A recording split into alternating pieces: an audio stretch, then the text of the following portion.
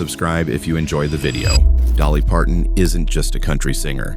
She's a force of nature, a whirlwind of rhinestones, laughter, and untamed brilliance. For more than 6 decades, she has stood at the heart of American culture, her voice carrying both the ache of poverty and the triumph of perseverance. From Jolene to I Will Always Love You, from Dollywood to the silver screen, Dolly built an empire with little more than raw talent, unshakable will, and a refusal to be anything but herself. She is adored, celebrated, and cherished, a woman whose laughter could fill a room, whose generosity has saved lives, whose music has carried the broken and the hopeful alike.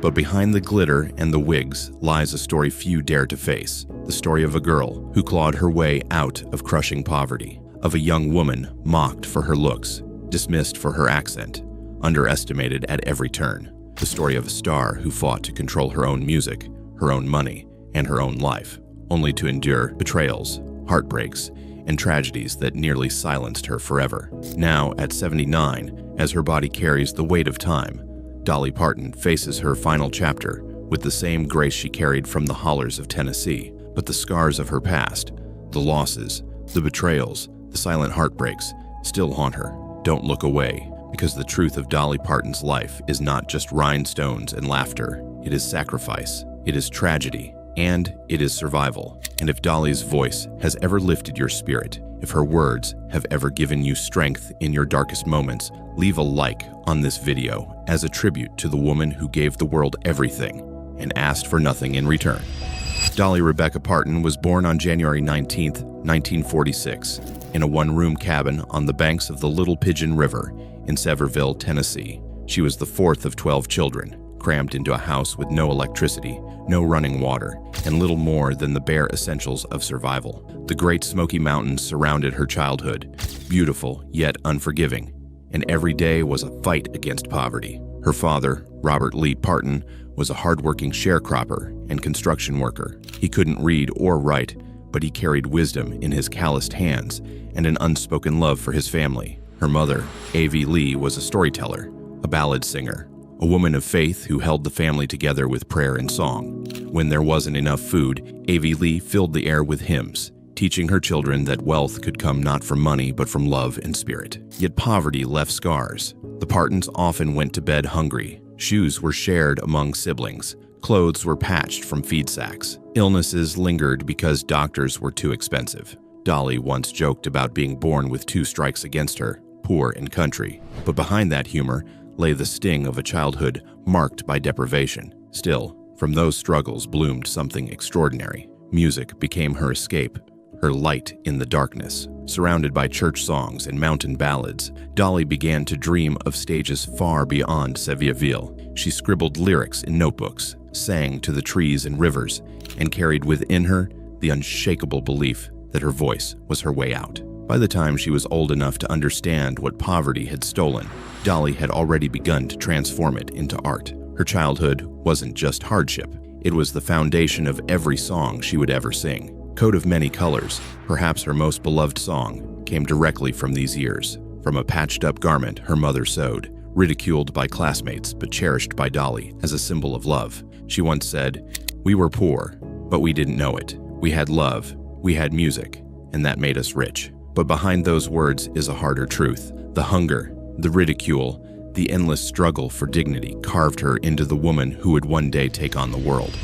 By the time Dolly was 6 years old, she was already strumming makeshift instruments, first a tin can banjo, then a battered guitar handed down from an uncle. Her small hands bled from pressing strings too tight, but her voice carried clear and true, rising above the hills that cradled her. Her first audiences were the trees in the mountains, then the wooden pews of church gatherings, but it wasn't long before others noticed. By age 10, Dolly was performing on local radio and television programs in Knoxville, including the Caswalker Farm and Home Hour. She was tiny, barefoot more often than not, with a voice that stopped people in their tracks. Even then, she was different. She wasn't trying to sing pretty. She sang raw, with the ache of someone who had already lived a lifetime in the holler. Audiences felt her, and word spread quickly that the Parton girl had something special. At 13, Dolly's talent carried her all the way to Nashville for her first performance at the Grand Ole Opry. It was an unimaginable leap for a child from Sevierville, standing beneath the blinding Opry lights. When she finished singing, Johnny Cash himself introduced her to the crowd, his deep voice carrying words she never forgot. He told her to follow her instincts, to never let the world change who she was. That night planted a seed. For the first time, Dolly saw not just possibility, but destiny. Yet, despite her growing recognition, Dolly faced cruelty at home.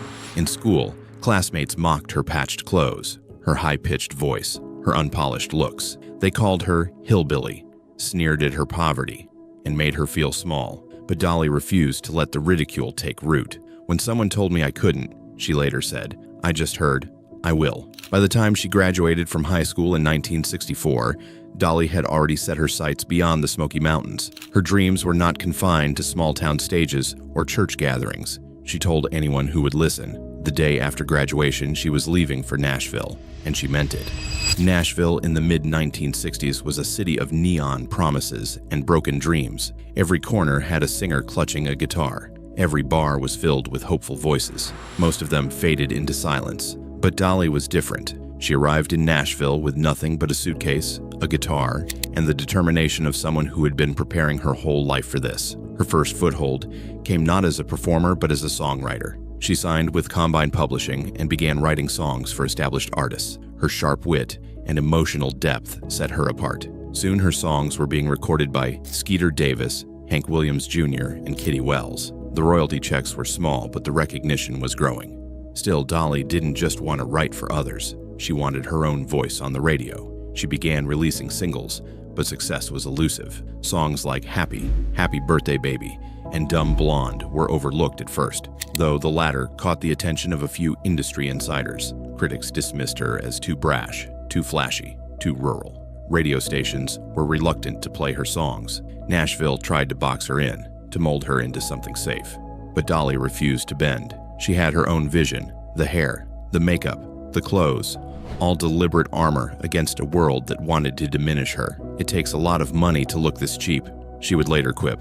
But behind the joke was defiance. She wasn't going to let anyone else define her. The turning point came in 1967 when Porter Wagoner, already a star in country music, invited her to join the Porter Wagoner Show. It was the opportunity she had been waiting for, a national platform, a chance to bring her voice into living rooms across America. But as Dolly would soon learn, every opportunity carries a cost. Dolly's entrance onto the Porter Wagoner Show was electric. Week after week, audiences tuned in to see the sparkling young blonde who sang with the heart of a mountain balladeer and the confidence of a woman far older than her years. Porter had given her a stage, but it was Dolly's talent, wit, and charisma that captured the nation. Her duets with Porter became hits, but it was her solo work that revealed the depth of her artistry. Songs like Just Because I'm a Woman challenged double standards, while Coat of Many Colors turned her childhood shame into a timeless anthem of love and resilience. Fans saw themselves in her music, their poverty, their heartbreak, their struggles, and they adored her for giving voice to what they could not say. Behind the scenes, though, tensions were rising. Porter Wagoner was possessive, controlling. He wanted Dolly in his shadow, singing his songs, playing the protege. But Dolly was never meant to be anyone's sidekick. She was destined to shine on her own. By 1974, after 7 years with Porter, Dolly made the agonizing decision to leave the show and pursue a solo career. The fallout was bitter. Porter felt betrayed. Lawsuits were filed. Their feud spilled into the press. For a young woman in Nashville, it was a dangerous gamble. But Dolly had an answer. She wrote, I Will Always Love You, a farewell not of anger, but of grace. The song soared to #1, silencing critics and even moving Porter himself to tears. Years later, when Whitney Houston would transform it into one of the greatest ballads of all time, Dolly's words would echo across the globe. Her departure marked the true beginning of her reign. She was no longer the girl from Porter's stage. She was Dolly Parton, independent, unapologetic, unstoppable. But with independence came new battles. The spotlight was brighter, the pressures greater, and the tragedies waiting in the wings would test her like never before. Success had come, but at a price. By the mid-1970s, Dolly Parton was not just a rising country star.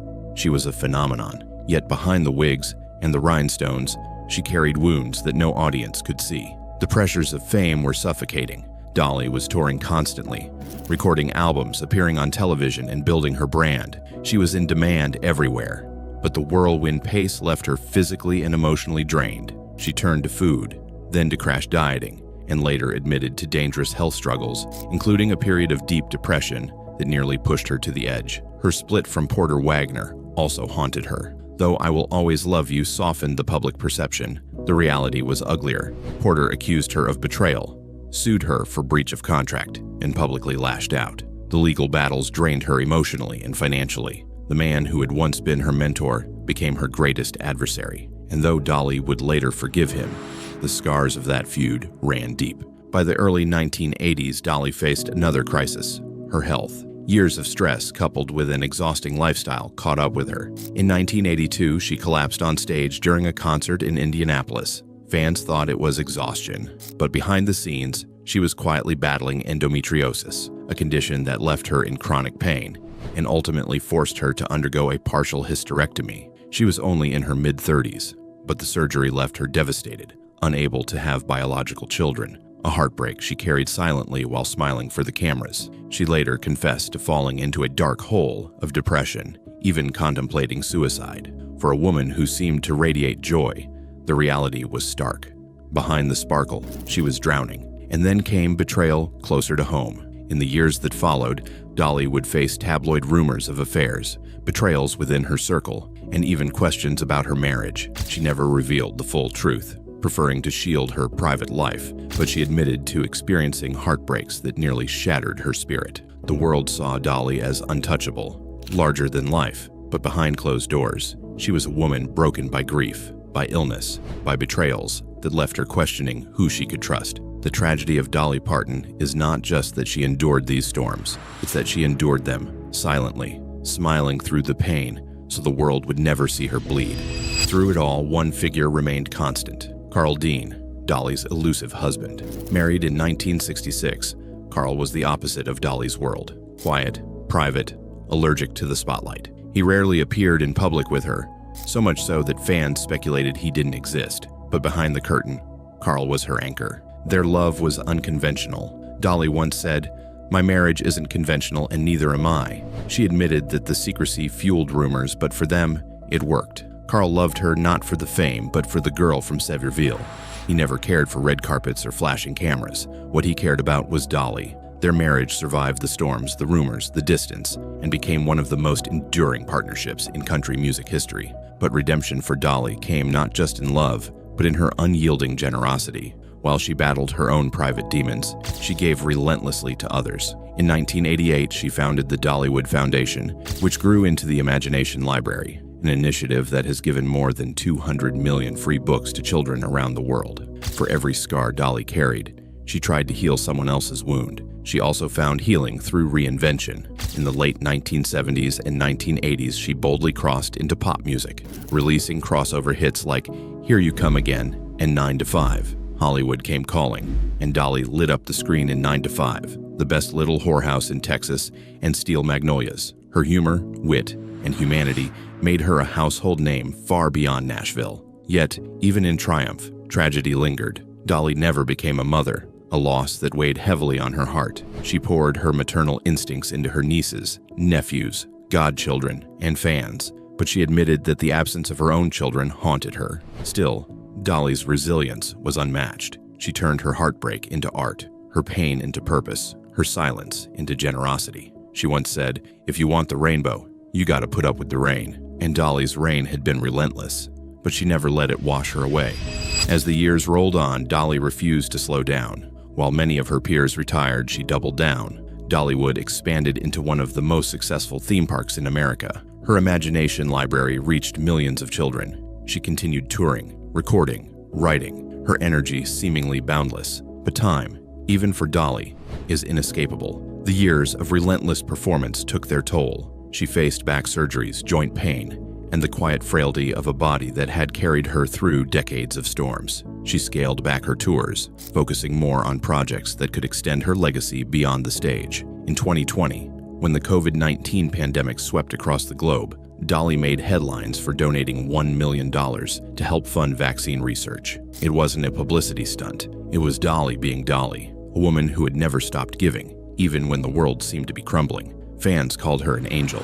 Dolly brushed it off with humility. Yet privately, she faced the same inevitability as anyone. Friends and family passed away. Her body weakened. Rumors swirled about her health. And at 79, the reality is undeniable. Dolly Parton is closer to the end of her journey than the beginning. And that, perhaps, is the greatest tragedy of all, that one day, the world will lose the woman who gave it so much light. But Dolly has never been afraid of endings. She has always said, "Don't get so busy making a living that you forget to make a life." And she has lived, fully, fiercely, unapologetically. Her final years may be quieter, but her impact is louder than ever. Every book a child reads because of her. Every family memory made at Dollywood. Every voice lifted by her songs. That is Dolly's immortality. The tragedy of Dolly Parton is not just in her struggles, her heartbreaks, or the pain she endured behind closed doors. It is that one day, the laughter will fall silent, the stage will dim, and the world will lose its rhinestone queen.